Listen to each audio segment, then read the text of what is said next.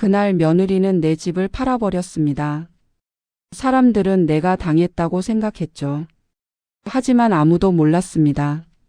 그날부터 망가진 건 내 인생이 아니라 그 여자 인생이었다는 걸. 나는 72년을 살면서 배웠습니다. 진짜 무서운 건 소리 지르는 사람이 아니라 조용히 기다리는 사람이라는 걸. 사연 시작 전 무료로 할 수 있는 구독과 좋아요를 눌러주시면 오늘 하루 행복한 행운이 가득되실 겁니다. 지금 이 영상을 어디에서 듣고 계신지 댓글로도 남겨주세요. 지금 시작합니다. 저는 박순덕입니다. 올해 72.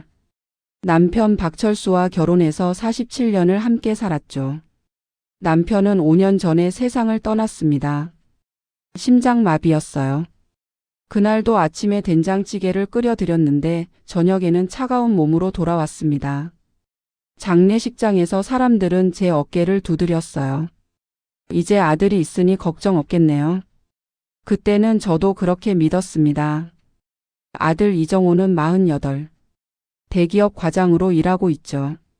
착한 아이였습니다. 어릴 때는요. 제가 새벽 5시에 일어나 도시락을 싸주면 엄마 고마워요라고 말하던 아이였어요. 그런데 결혼하고 나서는 달라졌습니다. 아니, 정확히는 며느리가 들어오고 나서부터죠. 김미연. 45. 제 며느리입니다. 처음 만났을 때 기억이 생생해요. 하얀 블라우스에 검은 치마를 입고 왔었죠. 손에는 백화점 쇼핑백을 들고 있었습니다. 어머님, 이거 드시라고 사왔어요. 고급 한과 세트였어요. 저는 좋아했습니다. 아들이 좋은 여자를 만났다고 생각했죠. 그때는 몰랐습니다. 그 한과 값이 나중에 얼마나 비싸게 돌아올지. 결혼식은 강남 호텔에서 했습니다. 하객이 300명이 넘었어요. 저는 한복을 입고 구석에 앉아 있었죠. 며느리 친정 쪽 사람들이 웅성거리는 소리가 들렸습니다. 신랑 집은 별로네. 집도 작고. 얼굴이 화끈거렸어요. 하지만 참았습니다. 오늘은 아들 결혼식이니까. 신랑 신부가 저를 올렸을 때 남편이 제 손을 꼭 잡았어요. 고생 많았소. 그게 남편이 제게 한 마지막 따뜻한 말이었습니다. 신혼집은 제 집 근처 빌라였습니다. 보증금 5천만 원은 제가 보태줬죠. 평생 모은 돈이었어요. 어머님, 나중에 꼭 갚을게요. 며느리가 환하게 웃으며 말했습니다. 저는 고개를 저었어요. 아니야, 갚을 필요 없어. 우리 정호 잘 부탁해. 며느리는 제 손을 잡았습니다. 그 손이 차가웠어요. 지금 생각하면 그게 신호였던 거죠. 결혼 1년 차. 며느리는 자주 놀러 왔습니다. 어머님, 요즘 뭐 드시고 싶은 거 없으세요? 저는 괜찮다고 했죠. 그냥 가끔 얼굴 보러 와주면 돼. 며느리는 웃으며 고개를 끄덕였어요. 그리고 거실을 둘러봤습니다. 어머님, 이 집 평수가 어떻게 되세요? 갑자기 궁금해 하더군요. 한 25평쯤 돼. 와, 위치도 좋고. 여기 시세가 지금 얼마예요? 저는 잘 모른다고 했습니다. 며느리는 핸드폰을 꺼내 뭔가를 검색하기 시작했어요. 결혼 3년 차. 손주가 태어났습니다. 예쁜 딸이었어요. 이름은 이서연. 저는 산후조리원으로 달려갔죠. 미역국을 끓여서 보온병에 담아갔습니다. 며느리는 침대에 누워 핸드폰을 보고 있었어요. 어머님, 미역국은 산후조리원에서 나와요. 그냥 현금이 더 필요해요. 저는 가방에서 봉투를 꺼냈습니다. 100만 원이 들어 있었죠. 이것밖에 없구나. 며느리가 봉투를 받으며 말했어요. 괜찮아요. 나중에 어머님 병원비로 드릴게요. 그때 처음으로 느꼈습니다. 이 여자 눈에 제가 어떻게 보이는지. 남편이 돌아가신 건 그로부터 1년 뒤였습니다. 장례식장에서 며느리는 진짜 슬퍼 보였어요. 눈물도 많이 흘렸죠. 하지만 장례가 끝나고 일주일 뒤 며느리가 찾아왔습니다. 어머님, 이제 혼자 사시기 힘드시죠? 저는 괜찮다고 했어요. 아직 건강해. 혼자서도 잘 살 수 있어. 며느리는 거실 소파에 앉았습니다. 다리를 꼬고 말이죠. 어머님, 솔직히 말씀드릴게요. 이 집 우리한테 주시면 안 될까요? 심장이 철렁했습니다. 뭐라고? 오해하지 마세요. 어머님 쫓아내자는 게 아니에요. 명의만 저희 앞으로 바꿔놓으시면 어머님은 계속 여기 사시는 거죠. 대신 나중에 세금 문제도 없고 저희가 이 집 관리도 더 잘할 수 있잖아요. 며느리는 마치 아주 합리적인 제안을 하는 것처럼 말했습니다. 저는 찻잔을 들었어요. 손이 떨렸죠. 나중에 생각해 볼게. 어머님, 너무 오래 생각하시면 세금 때문에 손해예요. 빨리 결정하셔야 해요. 그날 밤 잠이 오지 않았습니다. 천장을 보며 남편을 떠올렸어요. 여보, 나 어떻게 해야 할까요? 남편은 대답이 없었습니다. 어둠 속에서 시계 초침 소리만 똑똑 울렸죠. 새벽 3시가 넘어서야 겨우 잠이 들었습니다. 꿈을 꿨어요. 남편이 웃으며 말했죠. 순덕 씨, 너무 착하게만 살지 마. 깨어났을 때 베갯잎이 젖어 있었습니다. 며느리의 방문은 계속됐습니다. 일주일에 2~3번씩 왔어요. 올 때마다 같은 말을 했죠. 어머님, 결정하셨어요? 저는 아직 생각 중이라고 했습니다. 그러면 며느리는 한숨을 쉬었어요. 어머님, 저희도 애 키우느라 힘들어요. 이 집 팔면 좀 더 큰 데로 이사 갈 수 있는데. 팔다니 무슨 소리야? 그게 아니라요. 나중에 필요하면 그럴 수도 있다는 거죠. 며느리는 웃었습니다. 그 웃음이 날카로웠어요. 아들에게 전화했습니다. 정호야, 엄마가 물어볼 게 있는데. 엄마 바빠요. 나중에 전화할게요. 또 끊겼습니다. 문자를 보냈어요. 엄마, 집 얘기 좀 하자. 답장은 3시간 뒤에 왔죠. 엄마, 미연이가 엄마 생각해서 하는 말이에요. 명예 넘기는 게 세금 문제로 유리해요. 걱정 마세요. 핸드폰을 꼭 쥐었습니다. 손에 힘이 들어갔죠. 그때 깨달았어요. 아들은 이미 며느리 편이라는 걸. 한 달이 지났습니다. 며느리가 또 왔어요. 이번엔 서류를 들고 왔습니다. 어머님, 이거 도장만 찍으시면 돼요.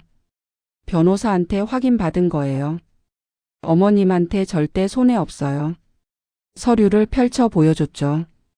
복잡한 한자와 법률 용어가 빼곡했습니다. 이게 뭐야? 증여 계약서요. 어머님이 저희한테 집을 주시는 거예요. 대신 어머님은 평생 여기 거주할 수 있고요. 저는 서류를 밀어냈습니다. 아직은 안 돼. 며느리 얼굴이 굳었어요. 어머님, 언제까지 이러실 거예요?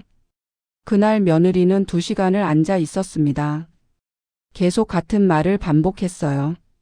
어머님을 위한 거예요. 세금 아끼려면 지금 해야 해요. 나중에 후회하셔도 늦어요. 저는 고개를 저었습니다. 며느리는 한숨을 쉬며 일어났어요. 어머님, 저희도 참을 만큼 참았어요. 이렇게 이기적으로 나오시면 저희도 방법이 있어요. 문을 쾅 닫고 나갔습니다. 거실에 혼자 남았죠. 창밖으로 까마귀가 날아갔어요. 울음소리가 날카로웠습니다. 다음 날 아들이 왔습니다. 10년 만에 혼자 온 거였어요. 엄마. 정호야. 밥 먹었니? 엄마 앉아요. 아들 목소리가 차가웠습니다. 소파에 나란히 앉았어요. 엄마, 왜 이러세요? 뭐가? 집 명예 넘기는 거. 미연이가 엄마 생각해서 하는 건데 왜 자꾸 거부하세요? 저는 아들 얼굴을 봤습니다. 언제 이렇게 컸을까? 낯설었어요. 정우야, 엄마가 하나만 물어볼게. 너는 엄마 생각을 진짜 하는 거니 아니면 내 편한 대로 하는 거니? 아들이 입술을 깨물었습니다. 엄마, 그게 무슨 말이에요? 이 집은 너희 아버지랑 내가 평생 모아서 산 거야. 내가 죽으면 당연히 네 거야. 근데 왜 지금 당장 달라는 거니?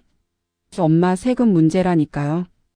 지금 안 하면 나중에 세금 폭탄 맞아요. 나는 세금 내고 살았어. 그게 뭐가 문제니? 아들이 한숨을 쉬었습니다. 엄마 솔직히 말할게요. 우리 집 좁아요. 애도 크는데 방도 좁고.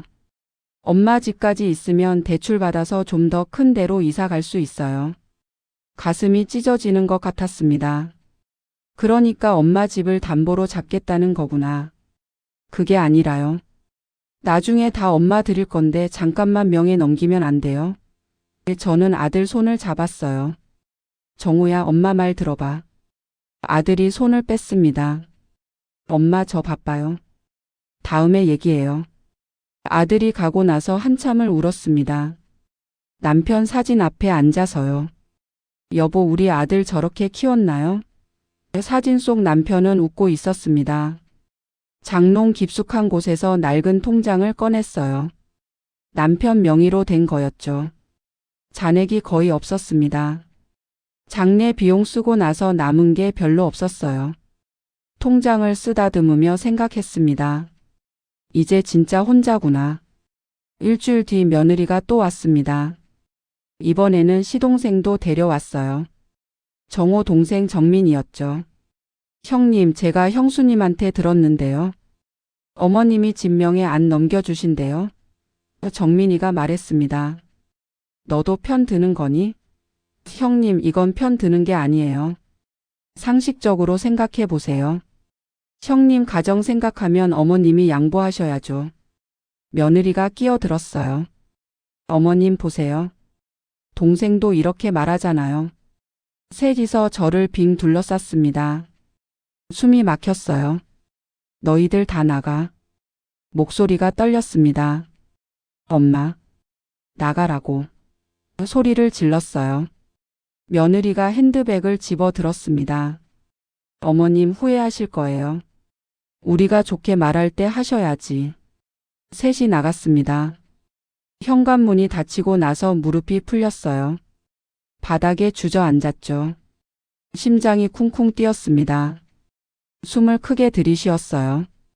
진정하라고 스스로에게 말했습니다.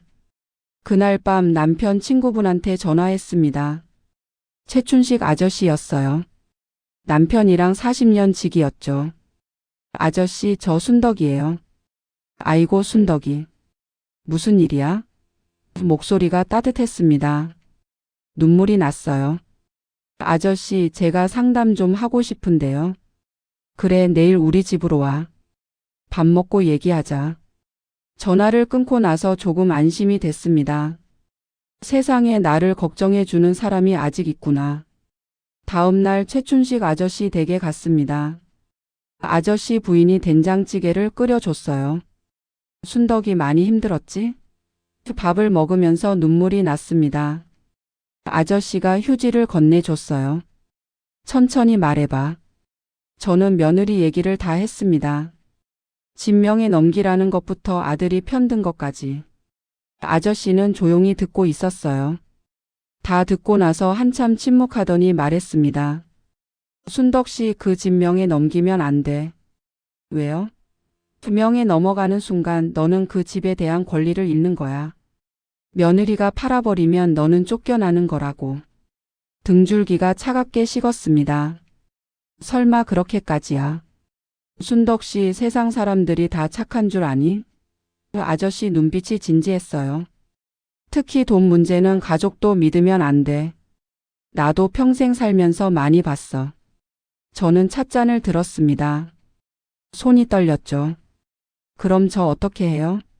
일단은 버텨. 절대 도장 찍지 마.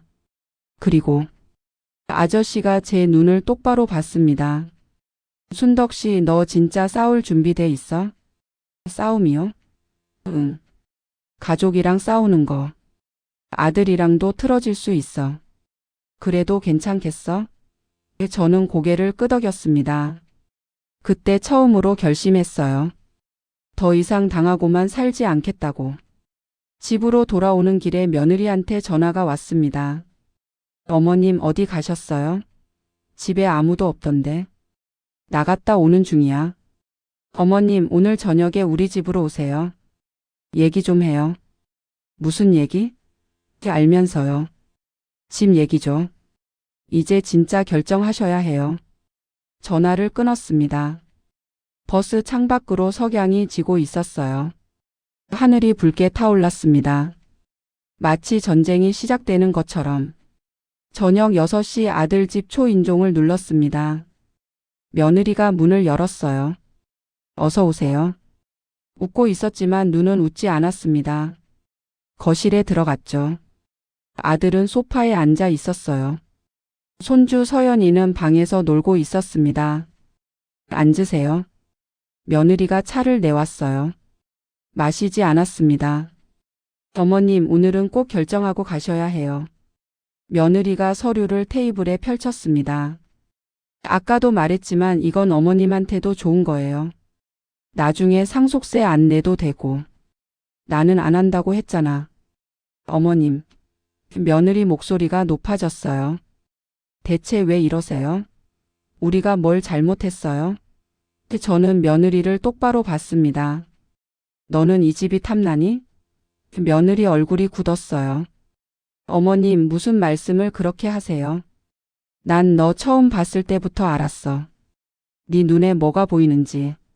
며느리가 헛웃음을 쳤습니다. 어머님, 지금 제가 어머님 재산 노린다고 그러시는 거예요? 아니야. 확신하는 거지. 아들이 벌떡 일어났어요. 엄마, 미연이한테 왜 그러세요? 정호야, 너는 정말 못 보는 거니? 내 마누라가 뭘 노리는지? 아들 얼굴이 붉어졌습니다. 엄마, 나가세요. 뭐라고? 집에 가세요. 오늘 엄마 너무 심하세요. 가슴이 무너지는 것 같았습니다. 정호야, 엄마가. 나가세요. 아들이 소리를 질렀어요. 손주 서연이가 방문을 열고 나왔습니다. 할머니? 아이 얼굴이 놀란 표정이었어요. 저는 가방을 들었습니다. 다리에 힘이 없었죠. 비틀거리며 현관으로 갔어요. 신발을 신는데 눈물이 났습니다. 문을 열고 나왔죠. 뒤에서 며느리 목소리가 들렸어요. 여보, 어머님 진짜 이기적이시네. 계단을 내려가는데 무릎이 떨렸습니다. 손잡이를 꼭 잡고 한 계단씩 내려갔어요. 아파트 밖으로 나오니 바람이 차가웠습니다. 11월이었죠. 낙엽이 발밑에서 바스락거렸어요. 집으로 걸어가며 생각했습니다. 이제 정말 혼자구나. 그때 핸드폰이 울렸어요. 최춘식 아저씨였습니다. 순덕 씨, 어떻게 됐어? 아저씨. 목이 메었어요. 울지 마. 내일 나 만나. 내가 방법을 알려줄게. 전화를 끊고 하늘을 봤습니다. 별이 하나 반짝이고 있었어요. 다음 날 아침 최춘식 아저씨를 만났습니다. 동네 공원 벤치에서였죠. 아저씨는 서류 가방을 들고 와 있었어요. 순덕 씨, 어젯밤 잠은 잘 잤어? 한숨도 못 잤어요.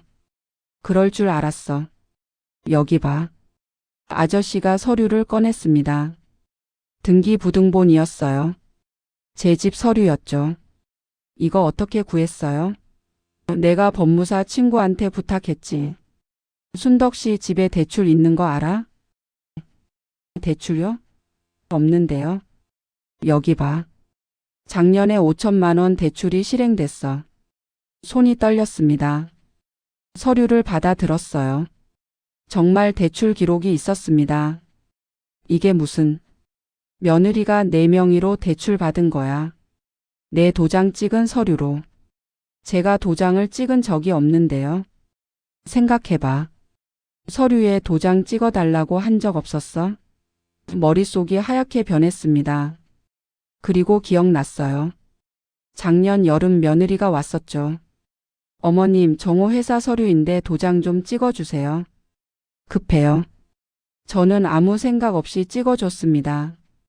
그게 대출 서류였구나. 아저씨, 그럼 제 집에 빚이 있다는 거예요?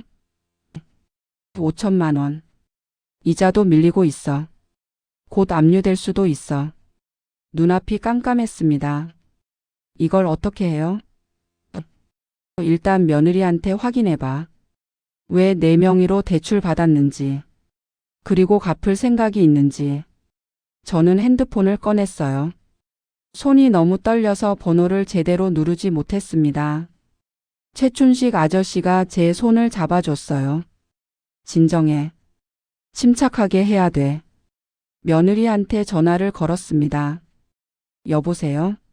며느리 목소리가 밝았어요. 나야. 네, 어머니. 어머님 무슨 일이세요? 너 내 명의로 대출 받았지? 침묵이 흘렀습니다. 어머님 그게. 대답 안 해도 돼. 등기부등본 다 봤어. 어머님 그건 급하게 돈이 필요해서 그랬어요. 곧 갚을 거예요. 언제? 곧이요. 조금만 기다려 주세요. 5천만 원 이자가 얼마인지 알아? 밀린 이자만 벌써 300만 원이야. 어머님 소리 지르지 마세요. 제가 다 계획이 있어요. 계획? 무슨 계획? 어머님 진명에 저희한테 넘기시면 그걸로 대출 갚을 수 있어요. 머리를 얻어맞은 것 같았습니다. 그러니까 처음부터 계획이었구나. 내 명의로 돈 빌리고 못 갚으면 집을 넘기라고 협박하려던 거지. 어머님 협박이라니요? 이게 다 어머님을 위한 거예요. 나를 위한 거? 웃음이 나왔어요. 너 같은 사람은 처음 봐. 시어머니 집에 몰래 대출 받아놓고 나를 위한 거래? 며느리 목소리가 차갑게 변했습니다. 어머님 어차피 나중에 다 우리 거잖아요. 미리 쓰는 게 뭐가 문제예요? 전화를 끊었습니다. 손에서 핸드폰이 떨어질 뻔했어요. 최춘식 아저씨가 제 어깨를 잡았습니다. 순덕 씨 괜찮아? 아저씨 저 어떻게 해요? 일단 대출부터 정리해야 돼. 내가 돈 좀 빌려줄게. 아저씨 그럴 수 없어요. 아니야 이건 빌려주는 게 아니야. 내가 며느리한테 당하는 거 못 보겠어. 철수 친구로서 내가 해줄 수 있는 거야. 눈물이 났습니다. 감사합니다. 그날 저녁 아들한테 전화했습니다. 정우야. 엄마 무슨 일이에요? 너 내 명의로 대출 받은 거 알고 있었니? 침묵이 흘렀어요. 엄마 그건. 대답해. 알고 있었어? 알고 있었어요. 미안해요. 근데 엄마 우리도 급해서 그랬어요. 애 학원비도 내야 하고 차 할부금도 밀리고. 그래서 엄마 집에 빚을 덮어 씌운 거니? 엄마 나중에 다 갚을게요. 언제? 조금만 기다려 주세요. 정우야 엄마가 너 키우느라 얼마나 고생했는지 알아? 알아요 엄마. 그런데 이게 효도니? 아들이 한숨을 쉬었습니다. 엄마 저도 힘들어요. 회사에서는 실적 압박에 시달리고 집에서는 미연이가 매일 돈 얘기만 하고.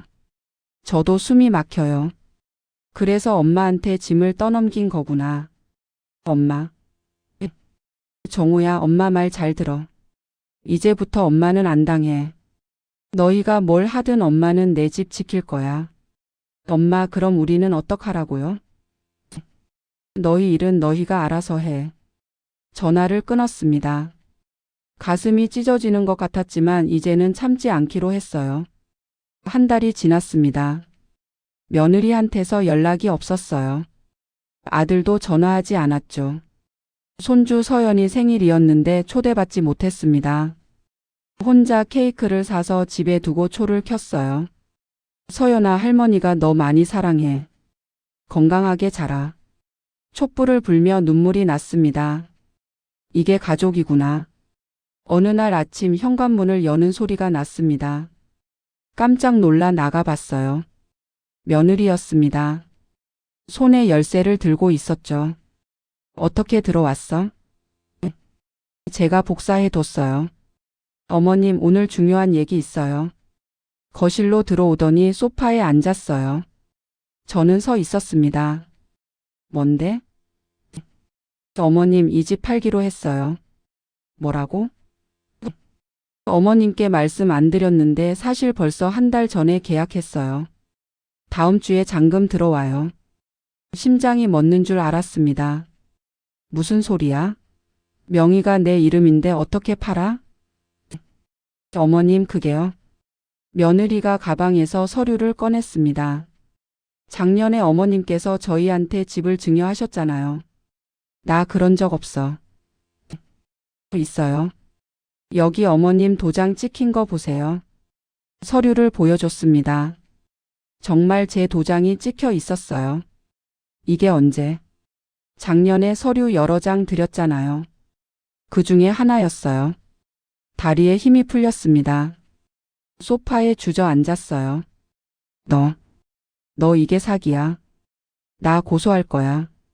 어머님, 증거가 다 있는데 무슨 고소를 해요? 그리고 고소하시면 어머님만 손해예요. 소송 비용에 시간에. 그냥 순순히 따라주세요. 며느리가 웃었습니다. 그 웃음이 소름 끼쳤어요. 집 팔고 나면 어머님 갈 때 마련해 드릴게요. 괜찮은 요양병원 알아봤어요. 요양병원? 네, 어머님 이제 나이도 있으시고 전문적으로 케어 받는 게 좋아요. 나 아프지도 않은데 무슨 요양병원이야. 어머님 어차피 혼자 사시기 힘드시잖아요. 저희도 어머님 모시고 살 형편이 안 되고 요양병원이 답이에요. 며느리는 마치 당연한 일을 말하는 것처럼 차분했습니다. 정호는 알아? 당연히 알죠. 남편이랑 같이 결정한 거예요. 가슴에 칼이 꽂히는 것 같았습니다.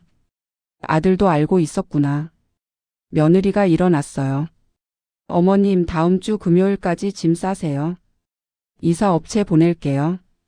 그렇게 말하고 나갔습니다. 문이 닫히고 나서 한참을 그대로 앉아 있었습니다. 시계 소리만 똑딱똑딱 울렸어요. 머릿속이 하얗게 변했죠. 이게 현실인가?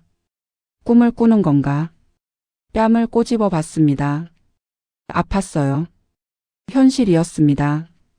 핸드폰을 들어 아들한테 전화했어요. 정호야. 엄마. 너 정말 엄마 집 판 거니? 엄마, 우리도 어쩔 수 없었어요. 빚도 많고 이사도 가야 하고. 그래서 엄마를 요양병원에 쳐넣는 거니? 엄마, 요양병원 나쁜 데 아니에요. 시설 좋은 데 알아봤어요. 간호사들도 친절하고. 정호야, 엄마는 아프지도 않아. 왜 요양병원에 가야 해?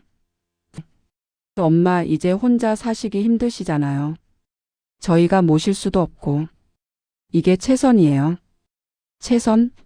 웃음이 나왔어요. 엄마, 내쫓는 게 최선이구나. 엄마, 그런 말 하지 마세요. 저도 마음 아파요. 마음이 아프면 이런 짓을 하니? 엄마, 저 끊을게요. 회사 일 있어요. 또 끊겼습니다. 핸드폰을 던지고 싶었습니다. 하지만 참았어요. 대신 최춘식 아저씨한테 전화했습니다. 아저씨, 큰일 났어요. 울먹이는 목소리로 상황을 설명했죠. 아저씨는 침착하게 들었어요.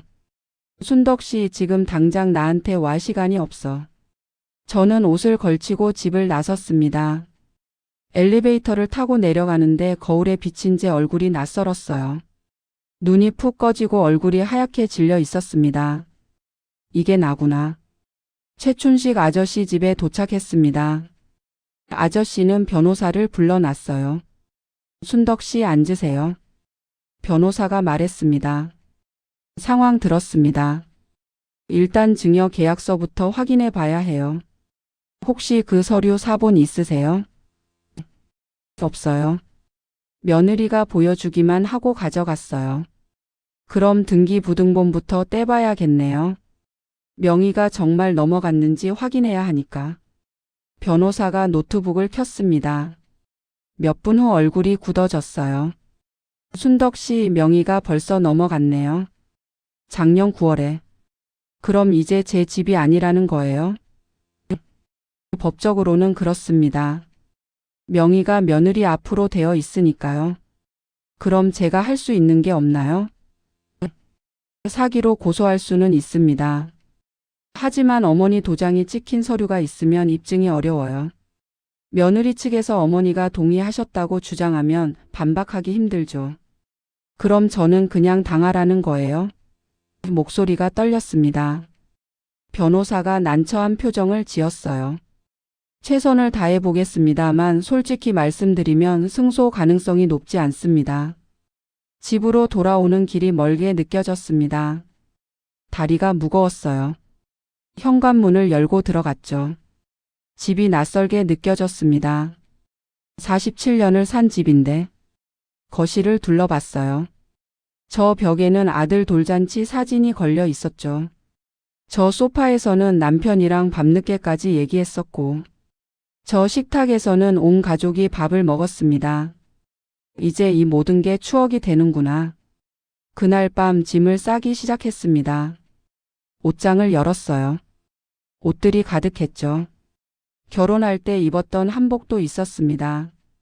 꺼내서 만져봤어요. 천이 부드러웠죠. 거울에 대보며 생각했습니다. 그때는 행복했는데 한복을 접어서 박스에 넣었어요. 서랍을 열었습니다. 남편이 쓰던 시계가 있었죠.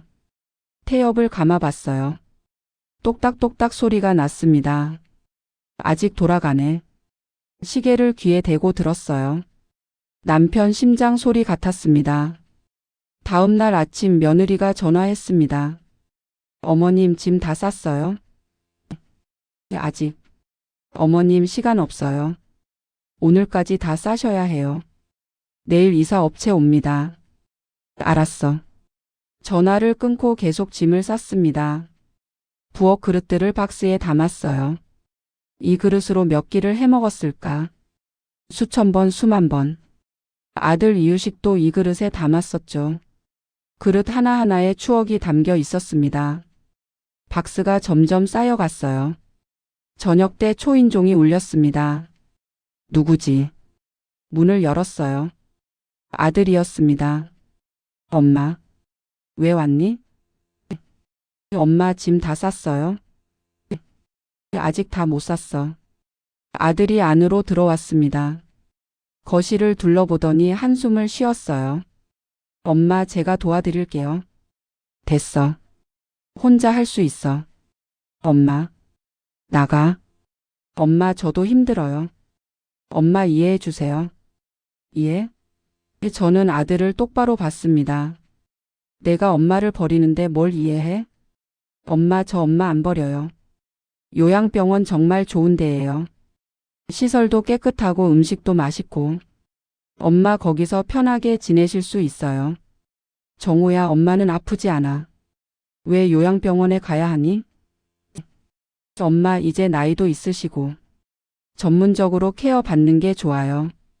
며느리가 했던 말과 똑같았습니다. 아들은 이미 며느리 말만 듣는구나. 정호야, 너 정말 후회 안 하니? 무슨 후회요? 나중에 내가 늙었을 때 내 자식이 너한테 똑같이 할 거야. 엄마, 그런 말 하지 마세요. 아들이 박스를 들기 시작했습니다. 엄마, 이거 버릴 거예요? 손대지 마. 엄마, 너무 많아요. 요양병원 방 좁아서 다 못 가져가요. 그럼 창고에 맡길게. 창고비도 돈이에요. 그냥 필요 없는 건 버려요. 아들이 박스를 열었습니다. 남편 사진이 나왔어요. 이건 버려도 되죠? 안 돼. 소리를 질렀습니다. 아들이 깜짝 놀라 사진을 떨어뜨렸어요. 액자가 바닥에 떨어져 깨졌습니다. 유리 파편이 사방으로 튀었죠. 엄마, 죄송해요. 아들이 쪼그려 앉아 유리 조각을 주었습니다. 저는 사진을 집어 들었어요. 액자 유리에 금이 갔지만 사진은 무사했습니다. 남편이 웃고 있었어요. 여보, 미안해. 내가 못 지켰어. 사진을 가슴에 안았습니다. 아들이 일어섰어요. 엄마, 저 갈게요. 내일 이사 업체 오면 연락드릴게요. 정호야. 네? 너 나중에 후회할 거야. 엄마 말 기억해. 아들은 대답 없이 나갔습니다. 그날 밤 잠을 이룰 수 없었습니다. 천장을 보며 지난 시간들을 떠올렸어요. 남편과 처음 만난 날, 아들을 낳던 날, 이 집에 처음 이사 온 날, 모든 게 어제 일 같았습니다. 시계를 봤어요. 새벽 3시. 일어나서 집을 한 바퀴 돌았습니다. 부엌, 거실, 안방, 작은 방. 모든 방을 천천히 둘러봤어요. 여기서의 마지막 밤이구나. 창문을 열었습니다. 찬바람이 들어왔어요. 하늘에 별이 총총했습니다. 저 별들도 나를 보고 있겠지. 다음 날 아침 이사업체가 왔습니다. 남자 3명이었어요. 어머니 이거 다 가져가시는 거예요? 응. 요양병원 간다고 들었는데 이거 다 못 가져가실 거예요. 필요한 것만 추리세요. 저는 박스들을 봤습니다. 어느 게 필요하고 어느 게 필요 없을까? 다 필요했어요. 하나하나가 내 인생이었으니까. 일단 이것만 가져갈게요. 옷박스 2개와 남편 사진 그리고 몇 가지 생필품만 골랐습니다. 나머지는 창고로 보내기로 했어요. 짐을 싣는 동안 며느리가 왔습니다. 어머님 다 정리됐어요? 응. 그럼 열쇠 주세요. 뭐? 집 열쇠요. 이제 어머님 집 아니잖아요. 주머니에서 열쇠를 꺼냈습니다. 47년을 들고 다닌 열쇠였어요. 며느리 손에 놓았죠. 잘 살아. 어머님 요양병원 주소 문자로 보낼게요. 적응 잘하세요. 며느리는 집 안으로 들어갔습니다. 이미 자기 집인 것처럼. 저는 트럭에 올라탔어요. 뒤를 돌아봤습니다. 집이 점점 멀어졌죠. 눈물이 났습니다. 잘 있어 내 집. 고마웠어. 요양병원에 도착했습니다. 3층 302호실. 작은 방이었어요. 침대 하나, 옷장 하나, 작은 책상. 이게 전부였습니다. 창문으로 밖을 봤어요. 주차장이 보였죠. 나무 한 그루도 없었습니다. 간호사가 들어왔어요. 어머님 식사 시간 되면 1층 식당으로 내려오세요. 알았습니다.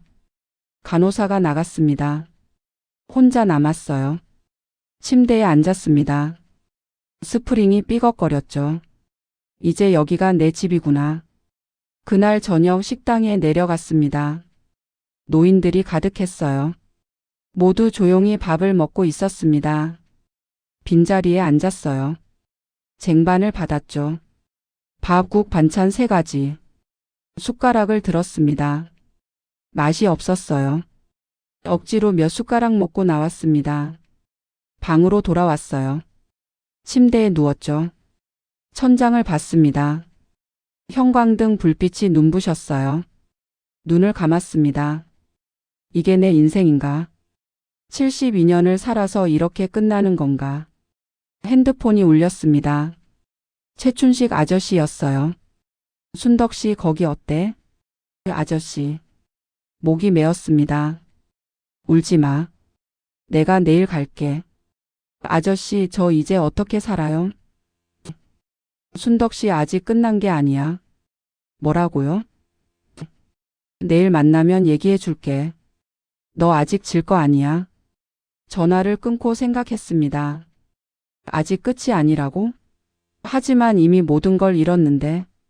창밖을 봤어요. 어둠이 깔리고 있었습니다. 저 어둠 속에서 뭔가가 시작되는 거겠죠. 나는 아직 몰랐습니다. 진짜 이야기는 지금부터라는 걸. 다음 날 오전 최춘식 아저씨가 요양병원으로 왔습니다. 손에 서류 가방을 들고 있었어요. 순덕 씨. 아저씨. 아저씨가 제 손을 꼭 잡았습니다. 손이 따뜻했어요. 많이 힘들었지? 고개를 끄덕였습니다. 여기 앉아. 내가 할 얘기가 있어. 침대에 나란히 앉았죠. 아저씨가 가방에서 서류를 꺼냈습니다. 순덕 씨 이거 봐. 여러 장의 서류였어요. 아저씨 이게 뭐예요? 며느리가 저지른 범죄 증거야. 사문서 위조, 대출 사기, 노인 학대. 다 여기 있어. 손이 떨렸습니다. 이걸 어떻게 구했어요? 내 친구들이 도와줬지. 은행에 있는 친구, 법무사 친구, 다들 철수 친구들이야. 너 도우려고 발벗고 나섰어. 눈물이 났습니다. 아저씨, 울지 마. 이제부터가 시작이야. 순덕 씨 며느리한테는 약점이 있어. 무슨 약점이요? 욕심이야. 며느리는 너무 급하게 욕심을 부렸어. 서류를 위조하고 불법으로 대출받고 집을 헐값에 팔았지. 이 모든 게 증거야. 서류를 넘겨봤습니다. 정말 자세하게 정리되어 있었어요. 아저씨, 그럼 이제 뭘 해야 해요? 일단은 기다려야 해. 며느리가 완전히 방심하게 만들어야 돼. 지금은 며느리가 이겼다고 생각하고 있어. 그 상태에서 더 실수하게 만들어야지. 더 실수요? 응. 욕심은 끝이 없거든. 며느리는 분명히 또 뭔가를 저지를 거야. 그때를 기다리는 거지. 아저씨 눈빛이 날카로워졌습니다. 순덕 씨 노인들이 왜 조용히 사는지 알아? 몰라요. 힘이 없어서가 아니야. 쓸 필요가 없어서야. 근데 필요하면 쓸 수 있어. 평생 모은 경험이랑 인맥으로. 가슴이 두근거렸습니다. 그럼 저도 싸울 수 있다는 거예요? 당연하지. 너한테도 무기가 있어. 시간, 인내심, 그리고 진실. 아저씨가 두 번째 서류 뭉치를 꺼냈습니다. 이건 며느리 신용조회야. 봐봐. 며느리 신용카드 빚이 3천만 원이야. 그리고 며느리 명의로 된 대출도 2천만 원 있어. 그럼 며느리도 빚이 많네요. 맞아. 며느리는 겉으로는 잘 사는 척하지만 실제로는 빚더미에 앉아 있어. 그래서 내 집이 필요했던 거야. 그 돈을 어디에 썼을까요? 명품 가방, 해외여행, 고급 레스토랑. 친구들한테 과시하느라 쓴 거지. 순덕 씨 며느리의 가장 큰 약점이 뭔 줄 아니? 몰라요. 체면이야. 사람들 앞에서 창피당하는 거 제일 무서워해. 그게 우리 무기야. 핸드폰을 꺼냈습니다. 며느리 SNS 한번 봐봐. 검색했어요. 정말 사진이 가득했죠. 명품 가방, 호텔 라운지, 스테이크 요리. 이게 다 거짓이었네요. 거짓까지는 아니지. 실제로 갔으니까. 근데 그 대가가 빚이야. 아저씨, 구체적으로 어떻게 하는 건데요? 일단 첫 번째, 며느리가 저지른 범죄 증거를 모아. 사문서 위조, 대출 사기, 노인 학대. 두 번째, 며느리 빚을 추적해. 누구한테 얼마를 빌렸는지. 세 번째, 아저씨가 잠시 멈췄어요. 며느리가 더 큰 실수를 저지를 때까지 기다려. 그리고 한 번에 터뜨리는 거야. 제가 여기 있는 동안 뭘 해야 해요? 아무것도 안 해도 돼. 그냥 며느리한테 전화도 하지 말고 아들한테도 연락하지 마. 완전히 사라진 것처럼 행동해. 왜요? 며느리는 내가 무너졌다고 생각해야 해. 싸울 힘도 없고 의지도 없는 불쌍한 노인이라고 믿어야 방심하거든. 연기하라는 거네요. 맞아. 평생 약한 척 했으니까 이제 진짜 약한 척 하는 거야. 근데 이번엔 계산된 약함이지. 아저씨가 일어났습니다. 순덕 씨, 나 이제 갈게. 일주일에 한 번씩 올게. 아저씨, 감사합니다. 고맙긴. 이건 철수한테 한 약속이야. 그리고 순덕 씨. 네? 이번 싸움은 내가 이길 거야. 내가 보장해. 아저씨가 나갔습니다. 혼자 남았어요. 서류들을 다시 봤죠. 모든 게 증거였습니다. 창밖을 봤어요. 하늘이 맑았습니다. 처음으로 희망이 보였어요. 그날부터 저는 조용히 지냈습니다. 식사 시간에 내려가서 밥을 먹고 방으로 돌아와 TV를 봤어요. 다른 노인들과 인사는 했지만 깊은 대화는 하지 않았죠. 완전히 무기력한 노인처럼 행동했습니다. 간호사들도 저를 불쌍히 여겼어요. 할머니, 가족들 안 오시네요. 그러게요. 외로우시죠? 괜찮아요. 이제 익숙해졌어요. 간호사가 제 어깨를 두드렸습니다. 동정의 눈빛이었죠. 일주일 후 며느리한테서 전화가 왔습니다. 어머님 거기 어때요? 응, 괜찮아. 적응 잘하세요? 노력하고 있어. 다행이네요. 어머님, 저희 이번 주말에 못 갈 것 같아요. 서연이 학원 보내느라 바빠서. 그래, 괜찮아. 어머님 화 안 나셨어요? 뭐가? 저희가 자주 못 가잖아요. 너희도 바쁘잖아. 이해해. 며느리가 안도하는 소리가 들렸습니다. 감사합니다, 어머님. 다음에 꼭 갈게요. 전화를 끊고 미소를 지었습니다.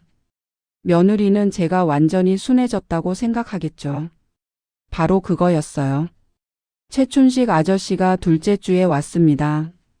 순덕 씨 진행 상황 알려줄게. 어떻게 됐어요? 며느리가 집 잔금 받았어. 5억 5천만 원.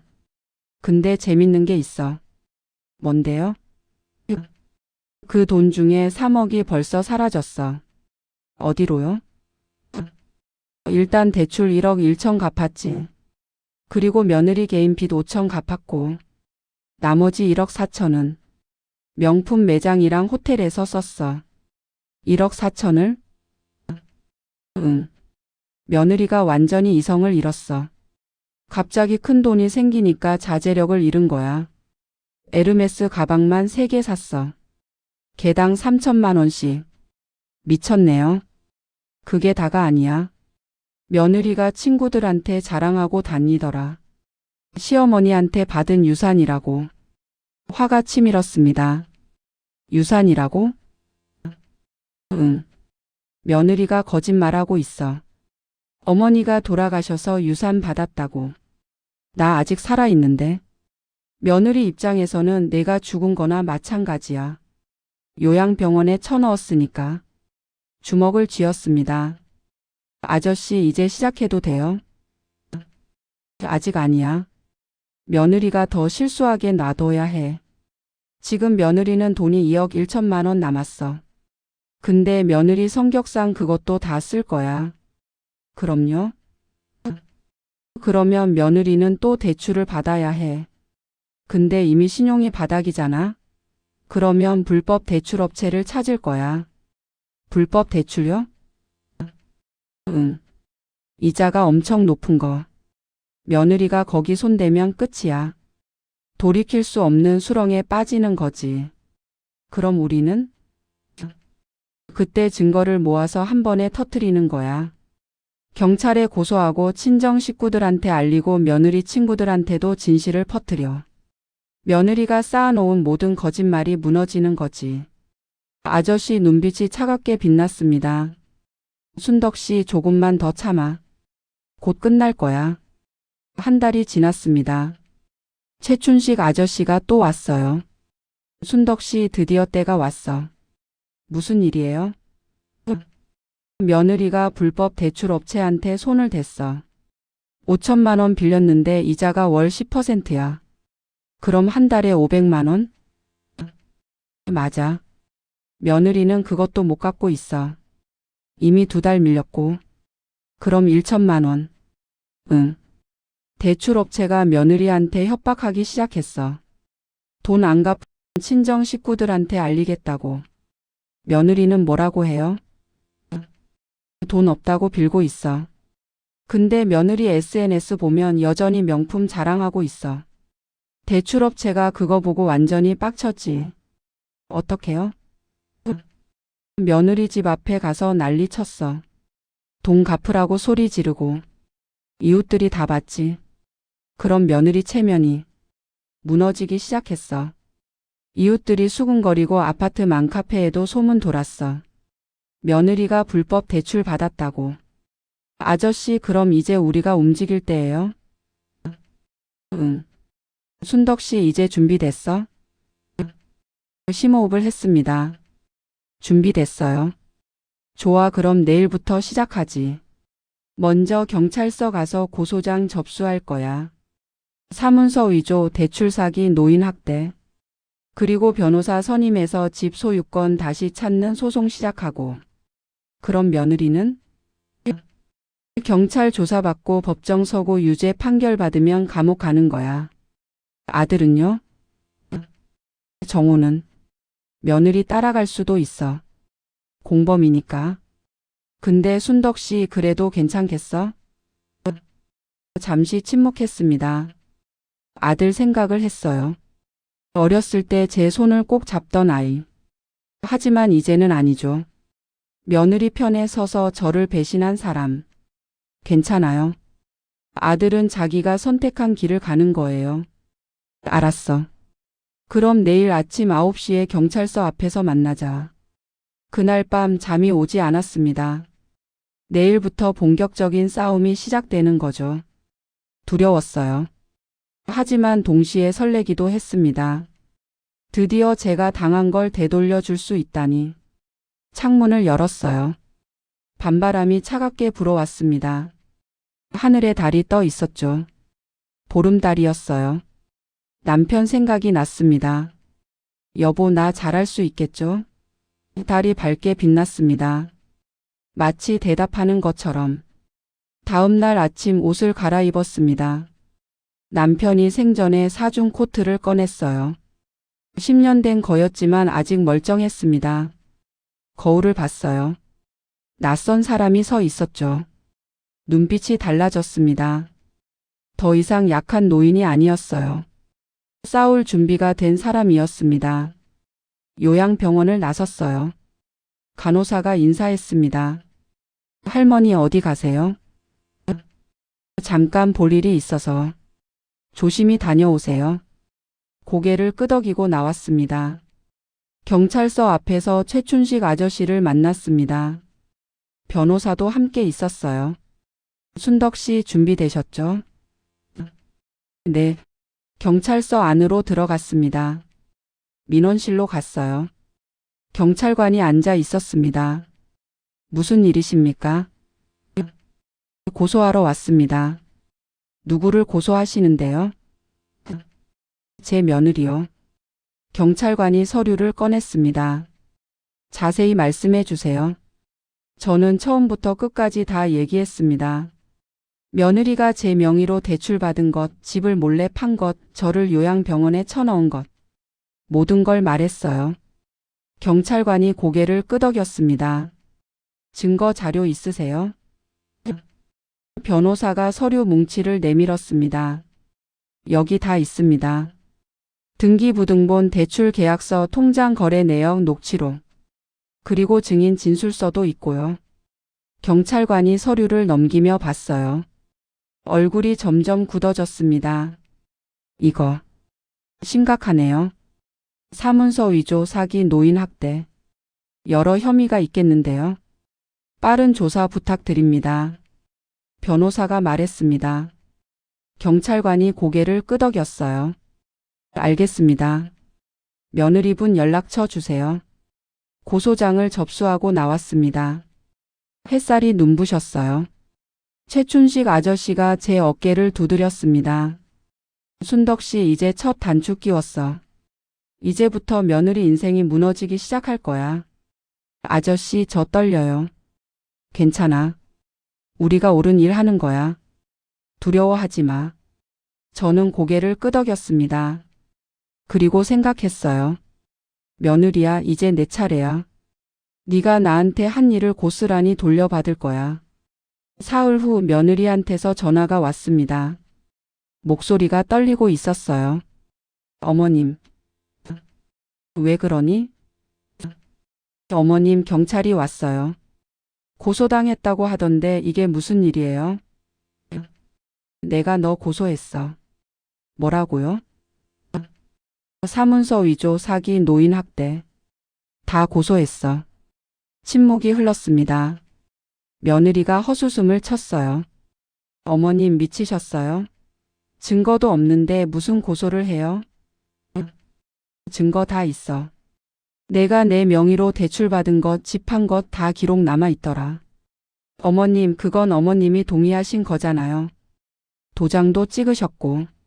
위임장 없이 내 명에 쓴 건 범죄야. 변호사한테 들었어. 며느리 목소리가 높아졌습니다. 어머님, 농담 그만하세요. 고소 취하하세요. 안 돼. 어머님. 미연아, 내가 나한테 뭘 했는지 알아? 평생 모은 집 빼앗고 요양병원에 쳐넣고 내가 죽은 사람처럼 취급했잖아. 이제 내가 대가를 치를 차례야.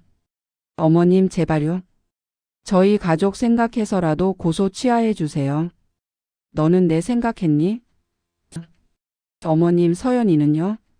애 할머니가 엄마를 고소했다는 소문 나면 애가 어떻게 살아요? 가슴이 아팠습니다. 손주 생각이 났어요. 하지만 이제 돌이킬 수 없었습니다. 미연아, 나도 서연이 생각하면 마음 아파. 근데 내가 그렇게 만든 거야. 내가 욕심 부리지 않았으면 이렇게까지 안 됐을 거야. 어머님, 전화 끊을게. 경찰 조사 잘 받아. 전화를 끊었습니다. 손이 떨렸어요. 하지만 후회는 없었습니다. 그제야 깨달았습니다. 복수는 차갑게 조용히 확실하게 하는 거라는 걸. 그리고 가장 중요한 건 절대 서두르지 않는 거라는 걸. 시간은 제 편이었습니다. 며느리의 욕심이 며느리를 무너뜨릴 거예요. 저는 그저 지켜보기만 하면 됐습니다. 침대에 누웠어요. 처음으로 편안한 잠이 왔습니다. 일주일 후 며느리 재판 준비가 시작됐습니다. 최춘식 아저씨가 소식을 전해줬어요. 순덕 씨, 며느리가 경찰 조사받는 거 봤어. 어떻던데요? 완전히 무너졌더라. 울면서 변명하고 어머니한테 용서 빌렸다고 하고. 근데 경찰이 증거 보여주니까 할 말이 없어지더라. 그래서요? 일단 입건됐어. 검찰 송치될 거야. 그리고 순덕 씨, 더 재밌는 소식이 있어. 뭔데요? 며느리 친정에서 연락 왔어. 며느리가 친정 식구들한테도 돈 빌렸는데 못 갚고 있대. 얼마나요? 3천만 원. 며느리가 사업한다고 빌렸는데 다 명품 사는데 썼어. 친정에서는 뭐래요? 화나서 난리지. 며느리 엄마가 며느리한테 전화해서 돈 당장 갚으라고 소리 질렀대. 며느리는 돈 없다고 울고. 완전히 난리 났어. 씁쓸한 미소가 나왔습니다. 며느리도 이제 맛을 보는구나. 그게 다가 아니야. 며느리 남편, 내 아들 정호 말이야. 아들이 어떻게 됐는데요? 회사에 소문나서 아내가 시어머니 재산 빼돌리고 고소당했다고. 정호가 인사팀에 불려갔대. 아들도 공범 아니에요? 맞아. 경찰도 정호 조사할 거야. 근데 정호는 며느리가 다 했다고 발뺌하고 있어. 한숨이 나왔습니다. 끝까지 비겁하네요. 한 달이 지났습니다. 며느리 재판이 열렸어요. 저도 증인으로 법정에 섰습니다. 판사 앞에 섰을 때 떨렸어요. 검사가 물었습니다. 피해자분, 피고인이 어떻게 피해자의 재산을 빼앗았는지 설명해 주시겠습니까? 저는 처음부터 끝까지 설명했습니다. 며느리가 어떻게 제 도장을 받았는지, 대출을 받았는지, 집을 팔았는지 모든 걸 말했어요. 며느리는 피고인석에 앉아 고개를 숙이고 있었습니다. 얼굴이 창백했어요. 머리는 부스스했고 옷은 구겨져 있었죠. 예전에 명품만 입던 사람이 맞나 싶었습니다. 며느리 변호사가 반대 신문을 했어요. 증인 피고인이 서류에 도장 달라고 했을 때 어떤 서류인지 확인하지 않으셨나요? 확인 안 했습니다. 며느리를 믿었으니까. 그럼 증인의 과실도 있는 거 아닙니까? 제 잘못도 있죠. 사람을 너무 믿었던 게. 판사가 며느리한테 물었습니다. 피고인 할 말 있습니까? 며느리가 일어났어요. 죄송합니다. 목소리가 떨렸습니다. 어머님께 너무 큰 잘못을 저질렀습니다. 용서해 주세요. 며느리가 울기 시작했어요. 저도 처음엔 어머님을 생각했어요. 세금 아끼려고 명예 넘기려고 했던 건데 그게 욕심이 되고 돈이 생기니까 이성을 잃었어요. 정말 죄송합니다. 며느리가 제게 절을 했습니다. 하지만 저는 눈을 돌렸어요. 피고인 피해자한테 배상할 의사 있습니까? 판사가 물었습니다. 있습니다. 근데 지금은 돈이 없어서 분할로라도 갚겠습니다. 현재 피고인 재산 상태가 어떻습니까? 검사가 물었어요. 빚이 2억 넘습니다. 불법 대출 포함하면 2억 5천만 원 정도 됩니다. 방 청석에서 웅성거리는 소리가 났습니다. 판사가 망치를 두드렸어요. 정숙하십시오. 재판이 끝나고 복도로 나왔습니다. 며느리가 따라왔어요. 어머님. 뭐야? 어머님, 제발 용서해 주세요. 합의해 주시면 안 될까요? 안 돼. 어머님, 제가 실형 받으면 서연이는 어떡해요? 애 엄마가 감옥 가면 애가 얼마나 힘들겠어요? 그건 내가 생각했어야지. 어머님. 며느리가 제 앞에 무릎을 꿇었습니다. 복도를 지나가던 사람들이 쳐다봤어요. 어머님, 제발요. 이 한 번만 용서해 주세요. 다시는 안 그럴게요. 빚도 다 갚을게요. 평생 어머님 모시고 살게요. 며느리가 울면서 말했습니다. 저는 며느리를 내려다봤어요. 미연아, 너 진심이니? 네, 진심이에요. 거짓말. 어머님. 너 지금도 거짓말하고 있어. 평생 나 모시고 산다고? 웃기지 마. 너는 내가 다시 돈 생기면 또 뺏을 거야. 어머님, 그런 거 아니에요. 미연아, 나한테 마지막으로 할 말 있어? 며느리가 눈물을 닦았습니다. 어머님, 정말 죄송해요. 제가 너무 욕심이 많았어요. 어머님한테 받은 사랑을 몰랐어요. 이제야 후회되지만 늦었네요. 그래, 늦었어. 너한테 기회는 여러 번 있었어. 근데 너는 계속 나를 이용만 했지. 이제 내가 대가를 치르는 거야. 며느리 앞을 지나쳐 갔습니다. 뒤에서 며느리가 우는 소리가 들렸어요. 2주 후 판결이 나왔습니다. 며느리는 징역 2년에 집행유예 3년을 받았어요. 실형은 면했지만 전과자가 된 거죠. 그리고 제게 7억 원을 배상하라는 판결도 났습니다. 집값과 위자료를 합친 금액이었어요. 며느리는 당연히 그 돈을 갚을 수 없었죠. 파산 신청을 했습니다. 재산이 모두 압류됐어요. 통장도 급여도 명품 가방들도 전부 경매에 넘어갔습니다. 그런데 그때였습니다. 최춘식 아저씨가 저를 다시 찾아왔어요.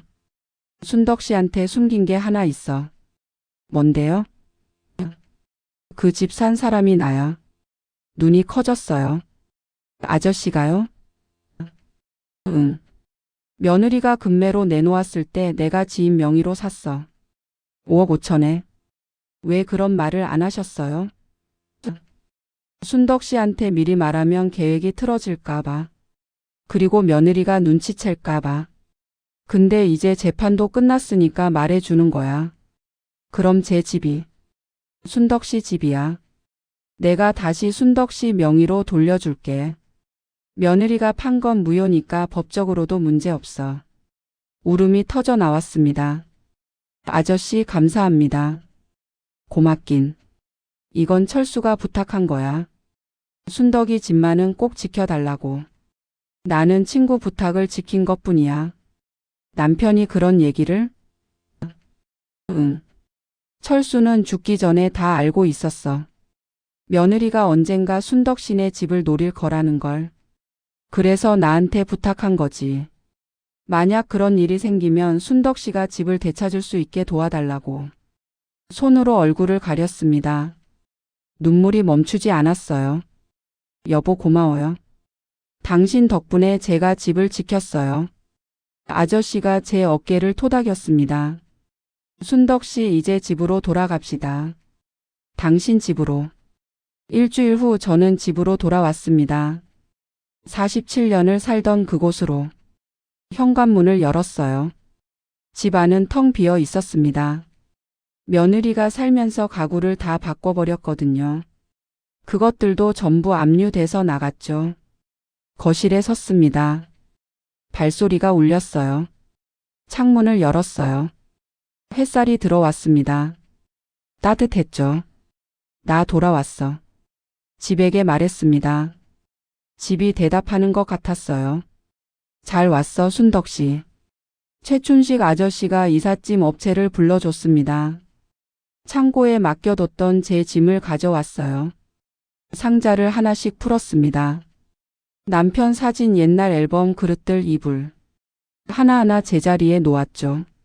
집이 다시 제 집이 되어가는 게 느껴졌습니다.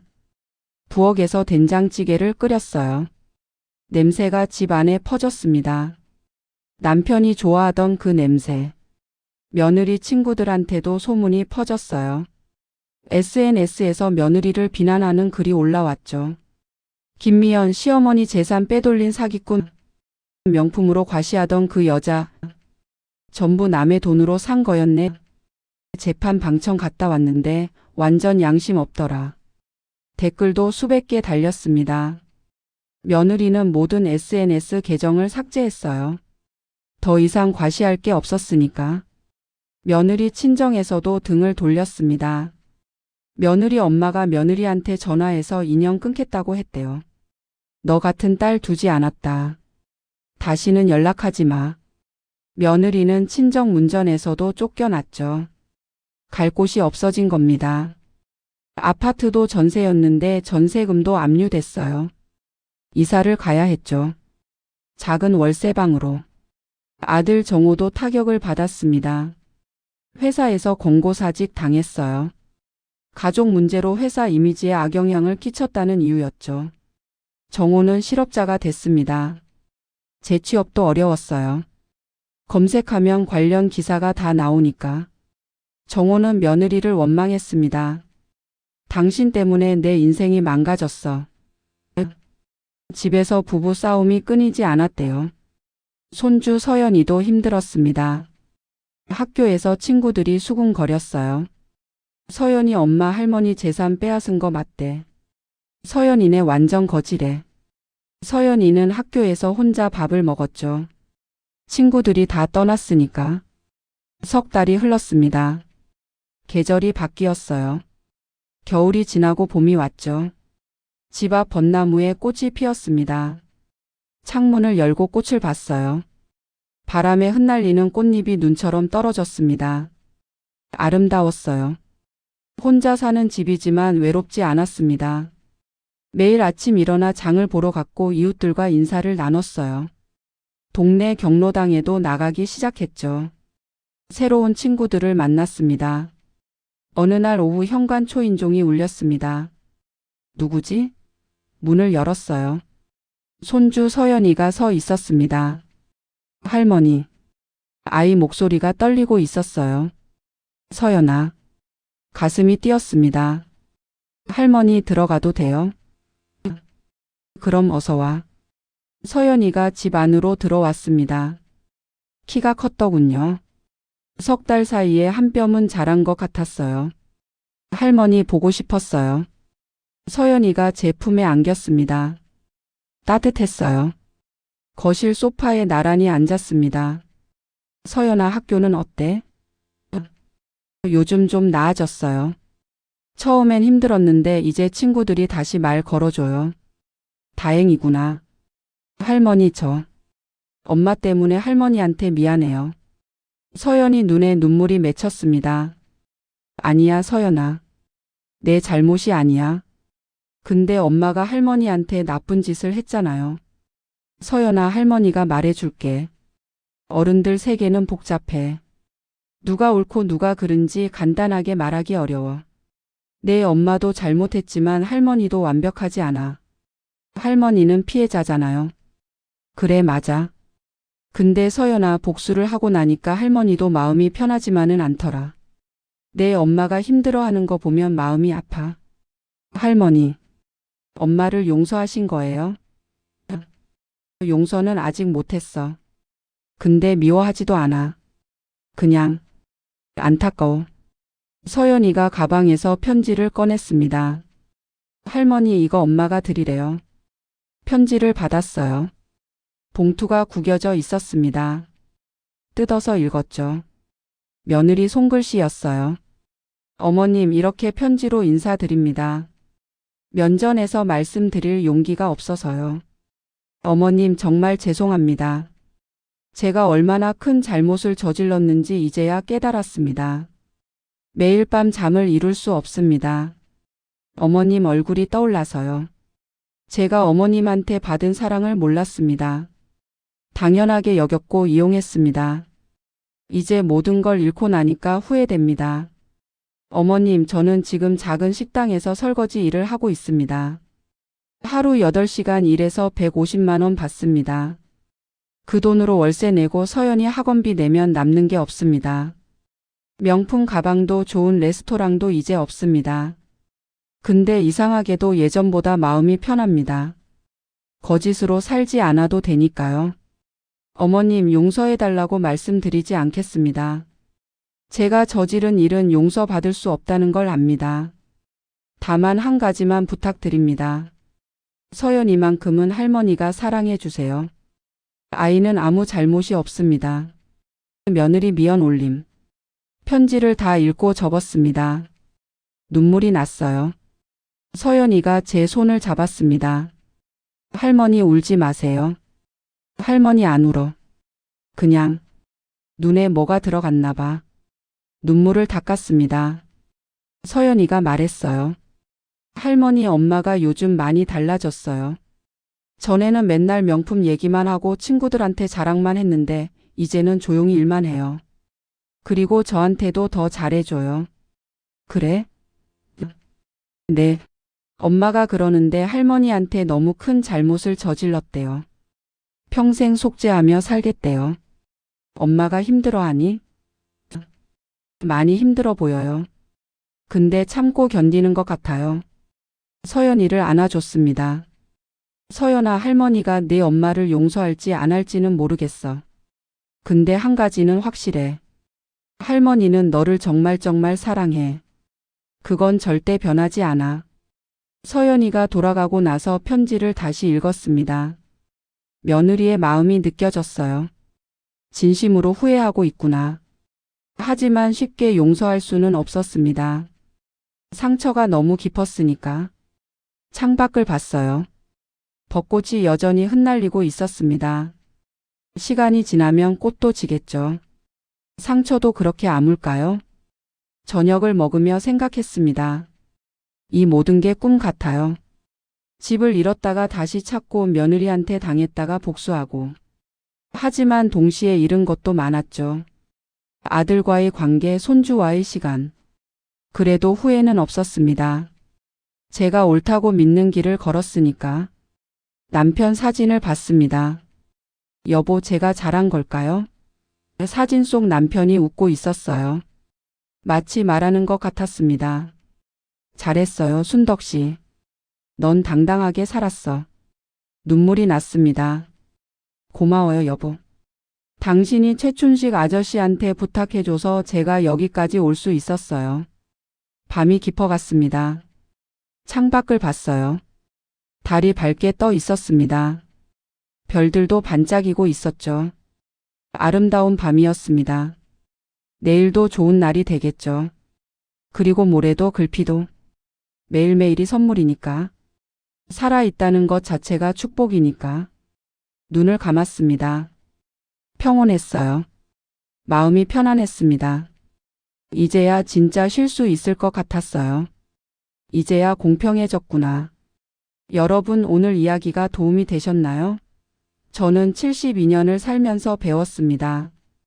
나이가 들었다고 약하다고 당해도 된다는 생각은 잘못됐어요. 우리에게도 힘이 있습니다. 우리에게도 권리가 있죠. 참지 마세요. 싸우세요. 그리고 이기세요. 당신도 할 수 있어요. 오늘 영상이 도움이 되셨다면 그냥 나가지 마시고 좋아요 한 번만 꾹 눌러주세요. 그리고 주변에 저처럼 고생하는 가족이나 친구가 있다면 이 영상을 공유해서 그분들께 알려주세요. 당신의 공유 한 번이 한 사람의 인생을 바꿀 수 있습니다. 구독하시면 다음에도 좋은 사연을 놓치지 않을 수 있습니다. 여러분 모두 행복하세요. 그리고 기억하세요. 나이는 숫자일 뿐입니다. 당신은 아직 강합니다.